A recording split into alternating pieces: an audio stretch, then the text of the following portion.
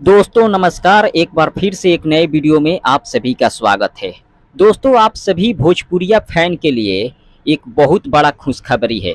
खुशखबरी ये है कि पवन सिंह खेसारी लाल यादव के बीच जो विवाद चल रहा था उस विवाद को तो खत्म कर लिया गया है। और काजल राघवानी और खेसारी लाल यादव के बीच भी बहुत दिनों से विवाद चल रहा था, उस विवाद को भी खत्म कर दिया गया है। अब काजल राघवानी और खेसारी लाल यादव के साथ पवन सिंह, जी हाँ दोस्तों एक बार और सुन लीजिए, काजल राघवानी, खेसारी लाल यादव और पवन सिंह ये तीनों लोग एक फिल्म में नजर आने वाले हैं।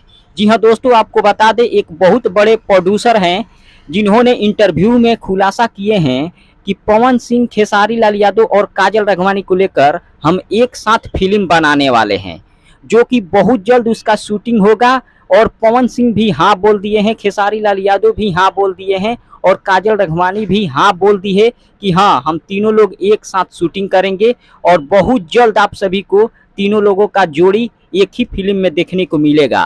फिलहाल कुछ दिनों का इंतजार करिए, बहुत जल्द आप सभी लोग काजल, खेसारी और पवन सिंह को एक साथ देख पाएंगे। फिलहाल एक अपडेट था, मिलते हैं अगले वीडियो में। धन्यवाद।